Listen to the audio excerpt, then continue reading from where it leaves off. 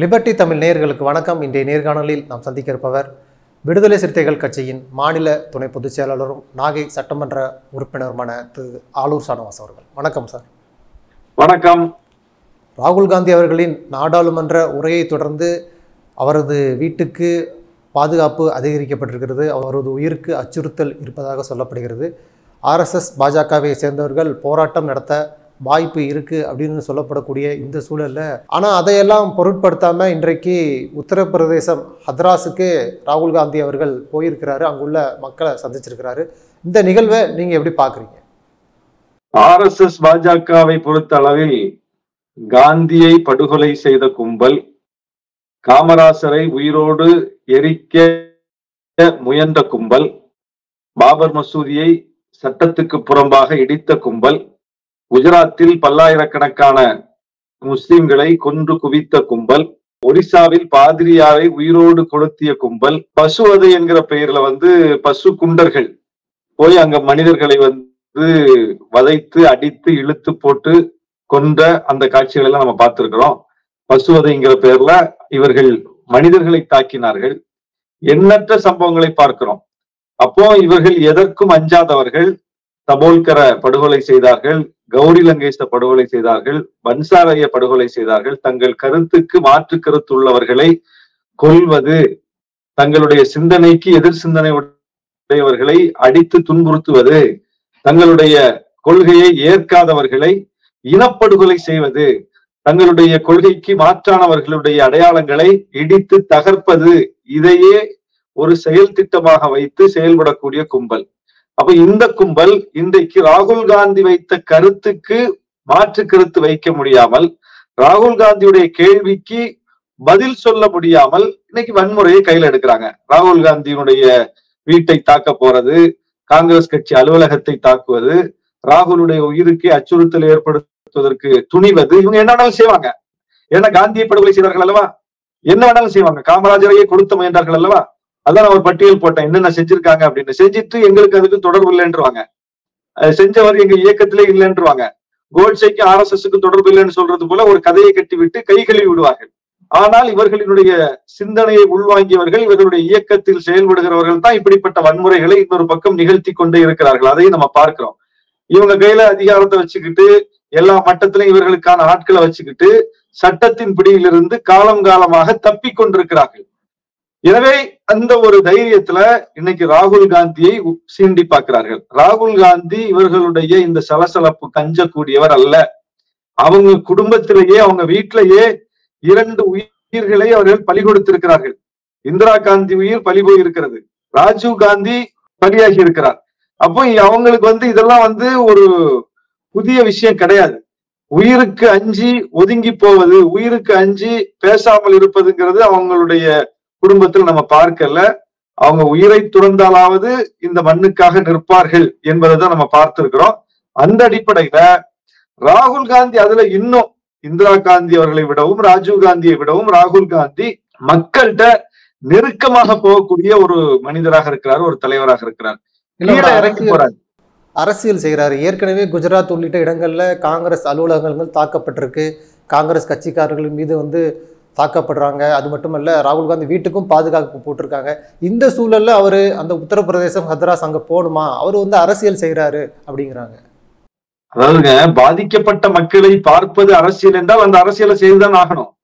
பாதிக்கப்பட்ட மக்களினுடைய துயரங்களை வெளியே தெரிவிப்பது அரசியல்னா அதை தெரிவிக்கத்தானே வேணும்.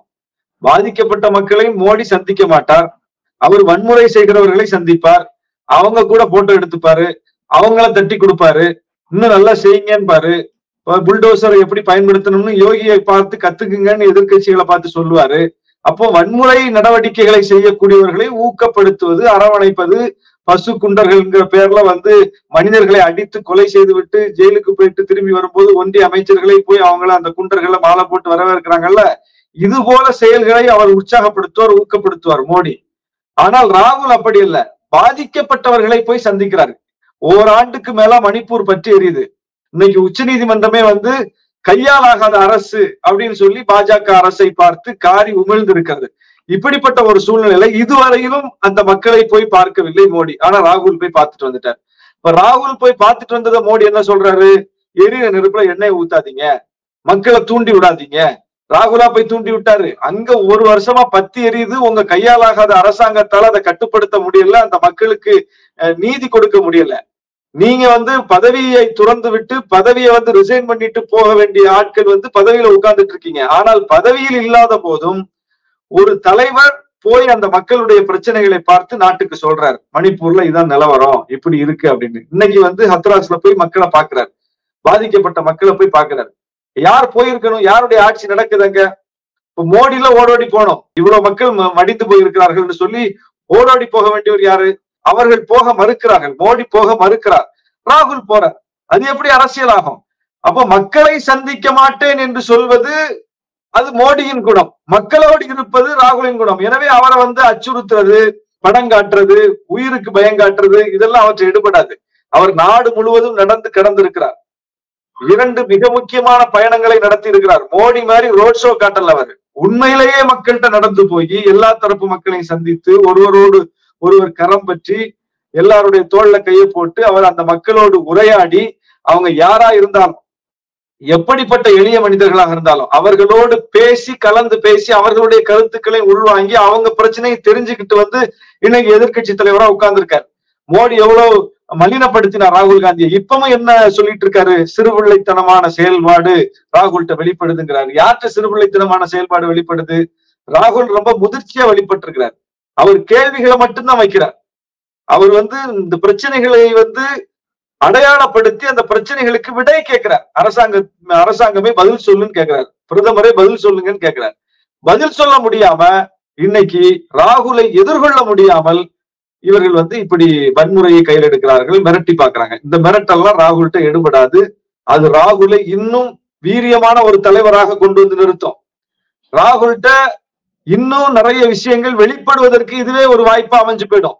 ராகுலுடைய குணத்தை இன்னும் மோடி புரிந்து கொள்ளவில்லை.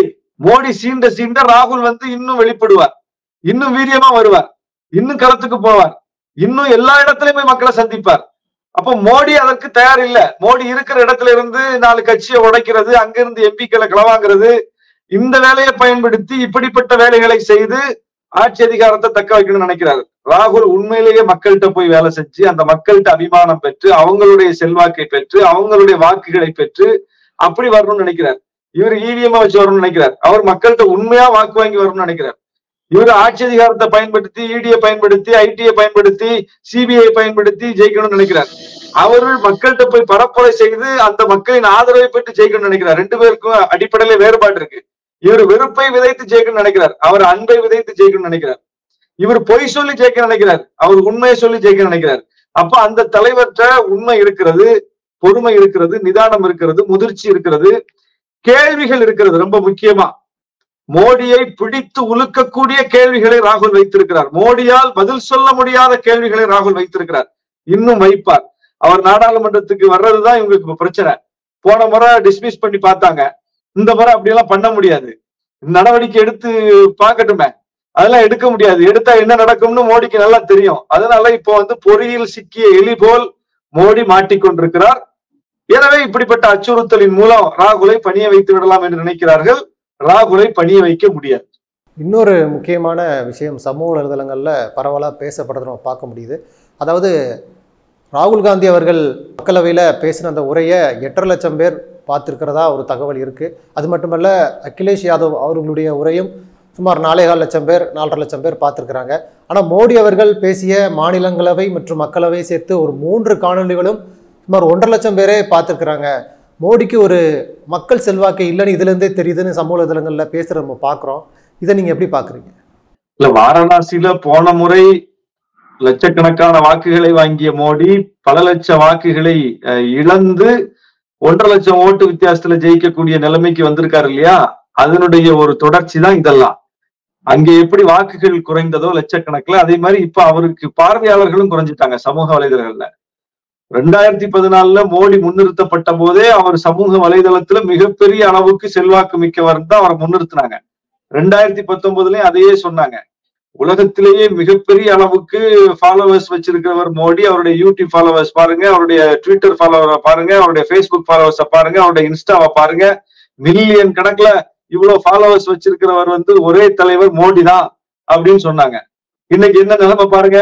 இன்னைக்கு ராகுல் காந்தியினுடைய அந்த வீடியோக்களை பார்ப்பவர்களுடைய எண்ணிக்கை, குறிப்பாக இளைய சமூகத்தின் எண்ணிக்கை லட்சோப லட்சம் பேராக அது உயர்ந்து கொண்டே போகிறது. இன்னொரு பக்கம் மோடியை பார்ப்பவர்களுடைய எண்ணிக்கை, மோடியை பின்தொடர்பவர்களுடைய எண்ணிக்கை லட்சோப லட்சம் பேர் கீழே இறங்கி போகுது. அப்போ எவ்வளவு பெரிய சரிவை மோடி சந்தித்திருக்கிறார். மோடி பிம்பம், ஊதி பெரிதாக்கப்பட்ட அந்த பிம்பம் பலூன் போல இருந்தது, ஊசியை வச்சு ஒரு குத்து குத்துறோம் உடைஞ்சு போச்சுப்போம். அப்போ உடைந்து போய்விட்டது மோடி மாயை, உடைந்து விட்டது மோடி பிம்பம் என்பதற்கு இதுவே சாட்சி. எந்த சமூக வலைத்தளத்தை பயன்படுத்தி அவர்கள் வளர்ந்தார்களோ அந்த சமூக வலைத்தளத்திலேயே இன்றைக்கு வீழ்ச்சியை சந்தித்துக் கொண்டிருக்கிறார்கள் என்பதுதான் இது காட்டுது.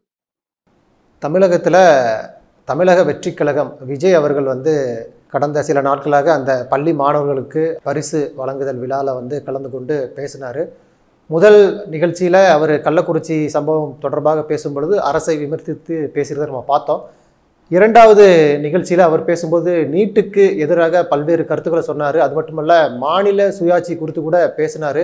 இதெல்லாம் திராவிட இயக்க கட்சிகளோடு ஒரே மாதிரியான தொடர்பில் இருக்கிறதா அண்ணாமலை அவர்கள் சொல்கிறாரு. அதனால் விஜய் அரசியலுக்கு வந்தாலும் எங்களுக்கு எந்த பிரச்சனையும் இல்லை, திமுக போன்ற கட்சிகளுக்கு தான் அது நஷ்டம், அவர்களுடைய வாக்கு வங்கியை தான் விஜய் பிரிப்பார், பாஜக என்றைக்குமே தனி பெரும்பான்மையோட ஒரு தனித்தன்மையோட தமிழகத்துல வெற்றி நடை போடும்னு அவர் ஒரு கருத்தை சொல்லியிருக்காருல்ல, அது எப்படி பாக்குறீங்க?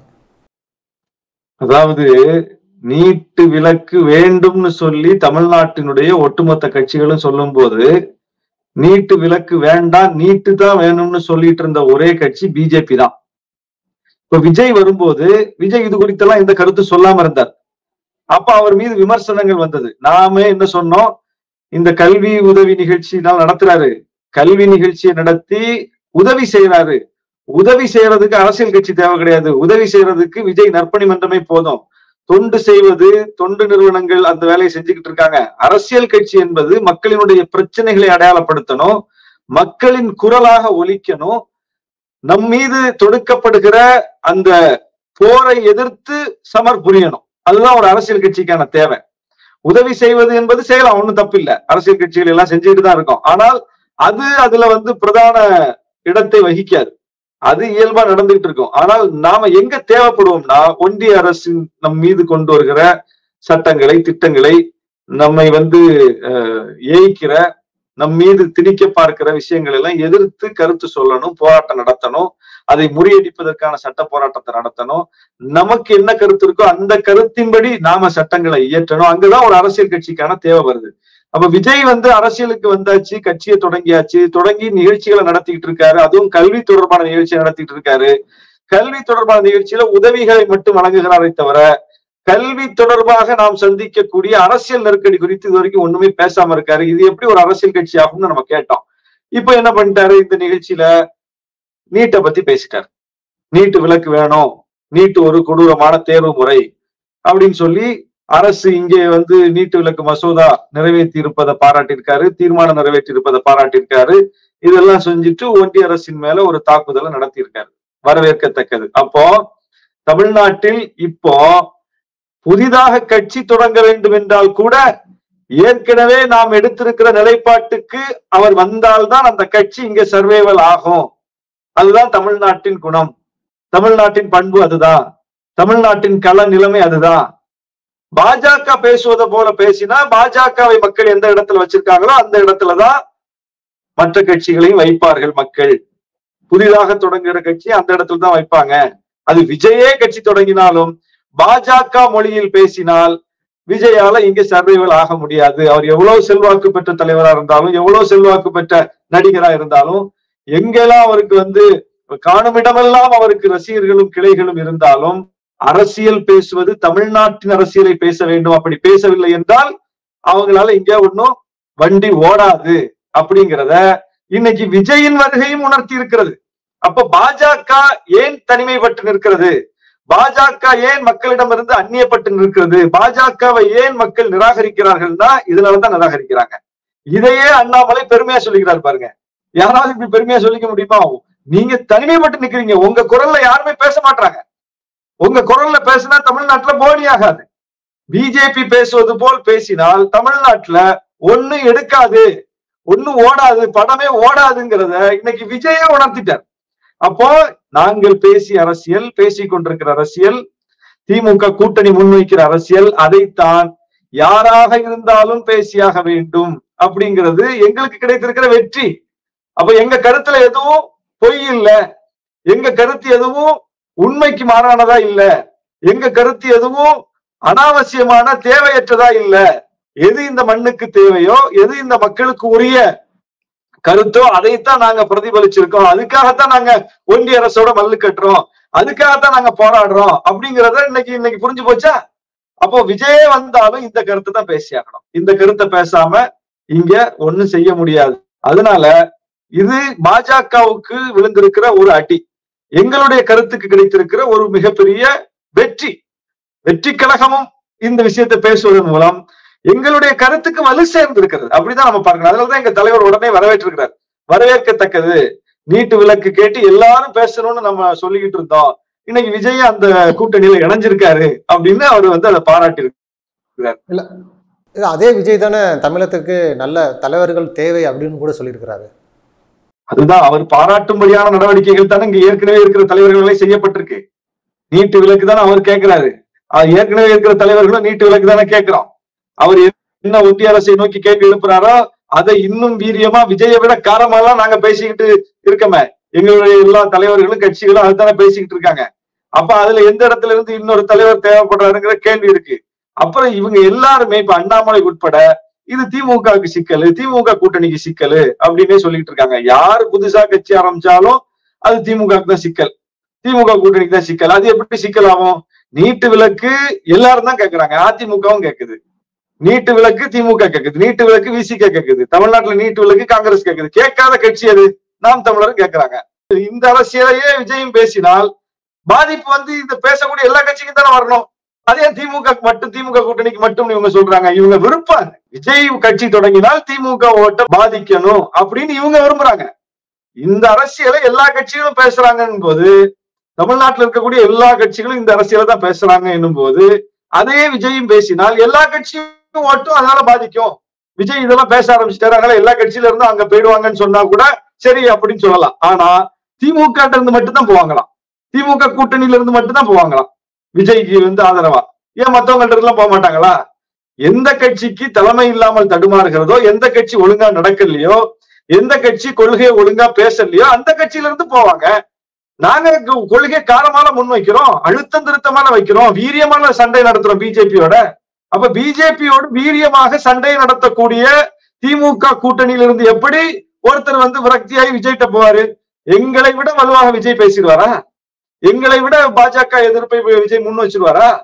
எங்க மொழியில பேசலாம், எங்களை விட இன்னும் மெல்லிய குரலில் பேசுவார், எங்களை விட வலிமையான குரலில் பேச முடியாது. அப்போ அதை பேசாதவர்கள் யாரு? அதிமுக வலிமையான குரல்ல பேசல, பாமக வலிமையான குரல்ல பேசல. அவங்களுக்கும் இந்த கொள்கையில உடன்பாடுதான். நீட்டு விலக்கு கொள்கையில அதிமுகவுக்கும் பாமகவுக்கும் உடன்பாடுதான். ஆனா அவங்க பாஜகவை கூட்டணியில இருந்தாங்க, பாஜகவை எதிர்க்க தயங்குறாங்க, இப்படி ஒரு பாவனை காட்டிட்டு இருக்காங்க. அப்ப அவங்கள்ட்ட இருந்து வேணா தொண்டர்கள் விஜய்க்கு போலாம், எங்கள்ட்ட இருந்து ஏன் போறாங்க? இது லாஜிக்கே இல்லையா? ஏற்கனவே ரஜினி கட்சி தொடங்குறாருன்னு சொன்ன போதும் அப்பவும் திமுக கூட்டணிக்கு தான் பிரச்சனை, திமுகவுக்கு தான் பிரச்சனைன்றாங்க. ரஜினி பேசினது வலதுசாரி அரசியல், பாஜகவுடைய அரசியலை பேசினாரு. பாஜக அரசியலை ரஜினி பேசி அவர் கட்சி தொடங்குறாரு சொன்ன போதும் திமுக இருந்து ஆள் போயிடுவாங்க, ரஜினி கட்சிக்கு போயிடுவாங்க, திமுக ஆபத்து, திமுக கூட்டணிக்கு ஆபத்துனாங்க. வலதுசாரி அரசியல் பேசினா, திராவிட இயக்க அரசியலை விஜய் பேசினா அப்பவும் இங்கதான் பிரச்சனைங்கிறாங்க. என்னதான் அப்போ உங்க பிரச்சனை என்னன்னா, திமுக கூட்டணி சிதைய வேண்டும், இப்படிப்பட்டவர்கள் வருவதன் மூலம் ஓட்டு இங்க இருந்து தான் பிரிச்சு போகுதுன்னு சொல்லி ஒரு பிம்பத்தை உருவாக்குகிறார்கள். நீட்டு விலக்கு அரசியல் மட்டுமல்ல, இன்னைக்கு விஜய் எந்த அரசியலை பேசினாலும் அது இப்ப நாம் தமிழரும் அந்த அரசியலை தான் பேசுறாங்க. அப்ப நாம் தமிழர் ஓட்டுக்கு பாதிப்பு வராதா? ஏன் அப்படி சொல்ல மாட்டீங்க? அப்ப யாரும் விஜய் கட்சி வர்றதுனால அதிமுக ஓட்டுக்கு பாதிப்பு வரும், பாமக ஓட்டுக்கு பாதிப்பு வரும், நாம் தமிழர் ஓட்டுக்கு பாதிப்பு வரும் அப்படி யாரும் சொல்ல காணுமே. டைரக்டா ஸ்ட்ரைட்டா திமுகவுக்கு தான் பாதிப்பு வரும், திமுக கூட்டணிக்கு தான் பாதிப்பு வரும் அப்படி என்று இவர்கள் நம்புகிறார்கள். அது இவங்க விருப்பம், பாதிப்பு வரணும்னு இவங்க விருப்பத்தை வெளிப்படுத்துறாங்க. உண்மை அதுவல்ல. யார் இந்த கொள்கையை வலுவாக பேசவில்லையோ, யார் இந்த கொள்கைக்கு வலுவான களத்தை அமைக்கவில்லையோ, யார் பாஜக எதிர்ப்பில் முனைமழுங்கி கிடக்கிறார்களோ அவர்களின் ஓட்டு வேண்டாம். பாஜக எதிர்ப்பை விஜய் தீவிரமாக பேசினால் அவருக்கு போக வாய்ப்பு இருக்கு. ஆனால் அவரை விடவும் தீவிரமாக பேசிக் கொண்டிருக்கிற செயல்பட்டுக் கொண்டிருக்கிற திமுக கூட்டணிக்கு அவரால் எந்த பங்கமும் பிரச்சனையும் வராது. நன்றி. நிறைய பயனுள்ள நல்ல தகவல்களை நேயர்களுக்கு சொல்லியிருக்கீங்க. உங்களுடைய நேரத்திற்கு மிக்க நன்றி.